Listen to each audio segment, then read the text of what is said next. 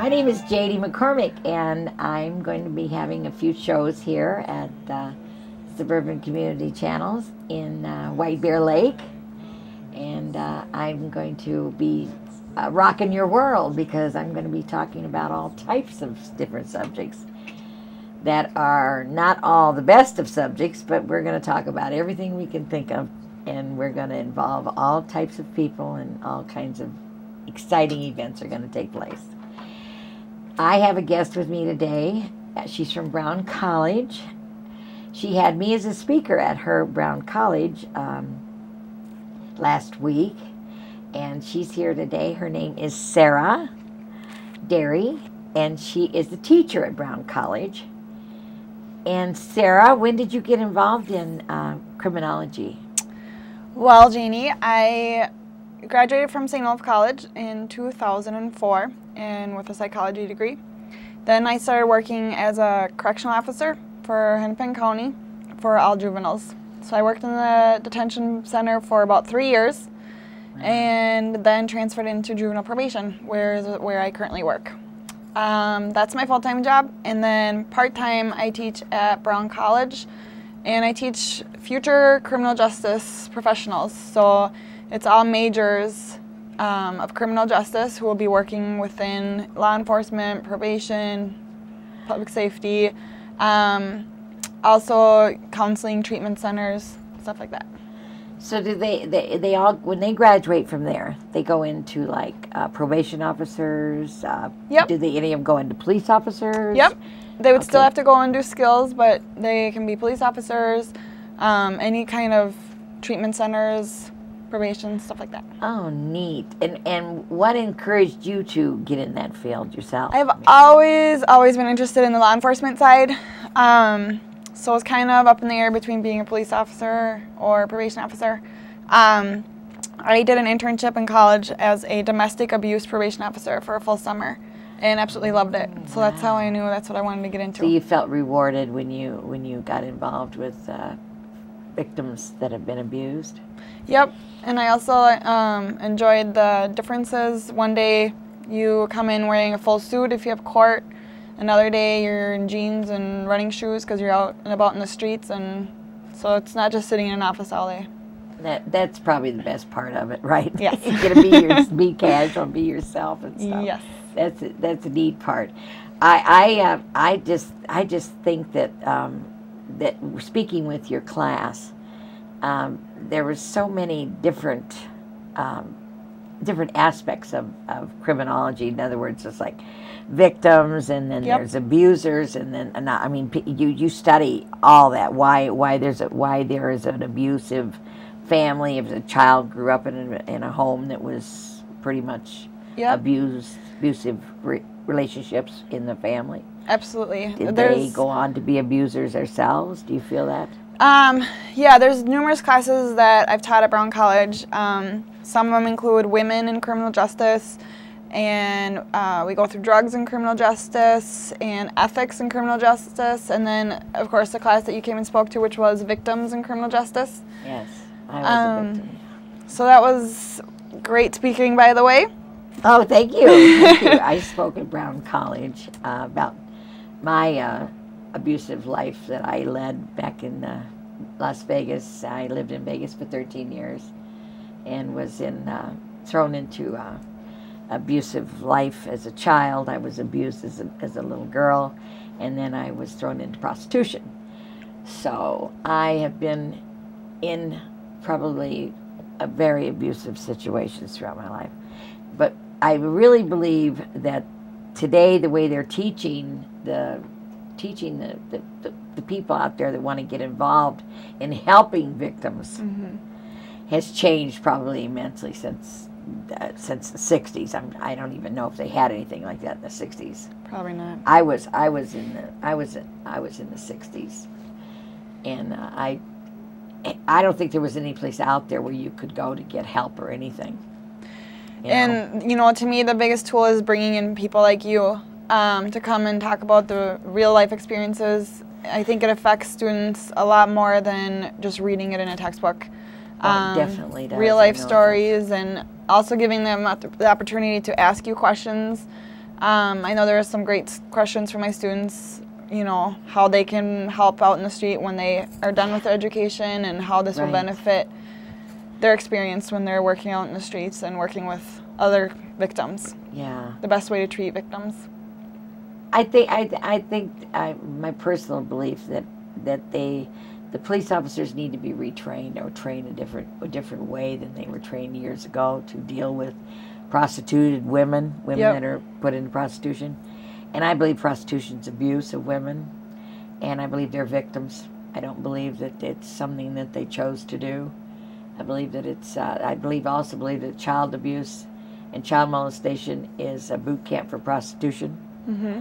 I do believe that full-heartedly, and I always will, because of my own personal circumstances. Yep.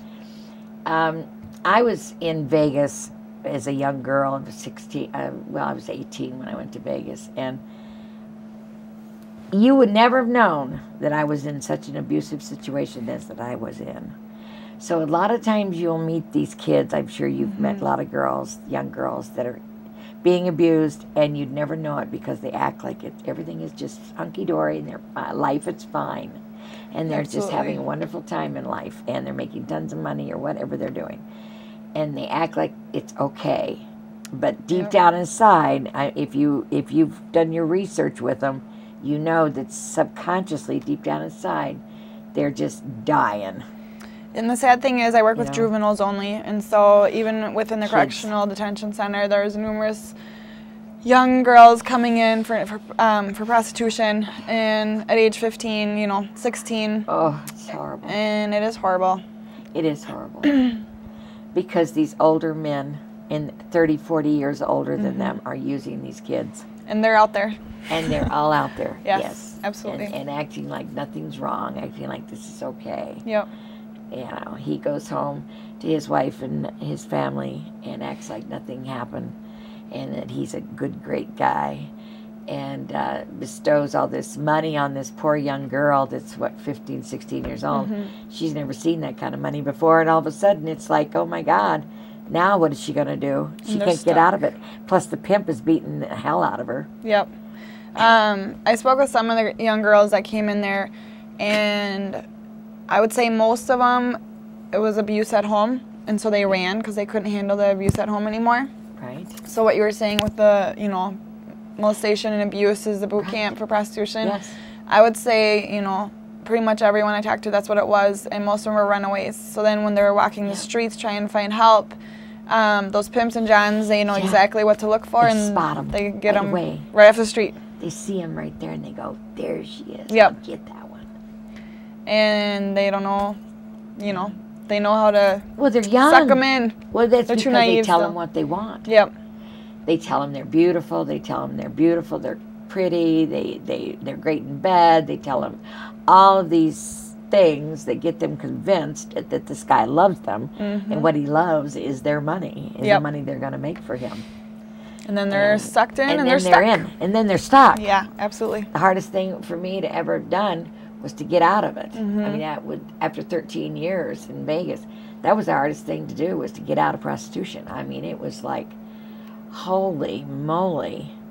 It was devastating. Yeah. I mean, your whole world is upside down. I thought that, you know, hey, I've lost my kids, I've lost everything. There is nothing more for me to live for. And I basically tried to get out of this world, and thank God I wasn't successful. But a lot of kids do commit suicide down this path. And I also think it goes hand in hand with drug abuse. Oh, definitely. You have to be drugged. Yep. Like to be able to do it. Yeah, you have to be drugged. You can't be a normal everyday person and just go, oh, you know, I'm going to do this. I'm going to go to bed with this man. I only know his name's Bill. 10 different men in one day. 10 different guys in one day. It's like, I don't think so. You know, I'd like to see these men do that. You know, they'd never be able to do it. Yep. They'd never be able to do that because the poor woman, she's like a robot. Yeah. That's what happens. You just become a robot. And God knows, I hope to God we can get out there in the streets and help these young kids, because There's thousands of them, and I think everybody in Minnesota think, oh, well, this is Minnesota, and we go fishing. And People are naive. People are, they're very naive here. And the trafficking of children are being done right here, here in Minnesota. Absolutely. Every day. Yep. There's kids being taken from churches, from parking lots, from wherever they can pick them up. Mm-hmm. And they're being transported to New York, to Chicago, to Las Vegas, and sold to the highest bidder. And you know what makes me just furious is the point, I don't know if you think this is, I think it makes me crazy, because the point that I want to make really clear is that we should never, ever legalize prostitution. Yeah. Because if you legalize it, you're going to legalize men beating women, you're going to legalize men killing women and putting them on drugs and a total abusive lifestyle. Totally. They think, oh, if we get it legal, then there'll be this place where they all go. No, safe. That's not. It's not safe. No. No. You know that. So the key is then to teach and educate the new generation, which includes myself and the ones who are out there working, working with the prostitutes. Right. Seeing them, being able to help them, and then also changing the whole mindset of who it is that you arrest. Is it the prostitute, or is it the Johns and the pimps who are getting the whole thing going? It's the Johns and the pimps. Yep. If the problem that the police officers have, and breaking free, the Bridges, the Bridge, Yep. Different organizations, a bunch of the organizations. And what the problem I think they have is that the girl gets attached to the guy, the pimp, and she won't turn him in. No. See, because he's given her everything she wants to hear. And fear. And fear. And she's fearful that she'll get killed, or her family will be killed. They threaten your whole family. Yep. And people don't realize that this is going on, and that's what I'm here for, is to make people start realizing that this is going on right here in River City, right here in White Bear Lake. Yeah. And St. Paul, and Minneapolis. Oh, absolutely. Every state, every city. Look at what's going on with the priests. Whoever would imagine, huh? If that's going on with the priests and the religious field of life with the kids, what do you think's going on in everyday living? Outside in the communities. Outside in the communities. It's pitiful. Absolutely. Just absolutely scary. It is. That this is happening. And hopefully you will be able to help those people, those kids, those guys and gals. They're not kids. I noticed your classroom weren't real young kids. No. Your classroom is 20 and old, adult people, women and men. And they were very sincere, and I believe that they made me feel very warm and welcomed. Good. And I just, you made me feel just wonderful. You were just so sweet. Janie, it's your personality. Oh, thank you. What about yours? It's your personality is the greatest ever. Who wouldn't want you as a teacher? Oh. Sweet, pretty.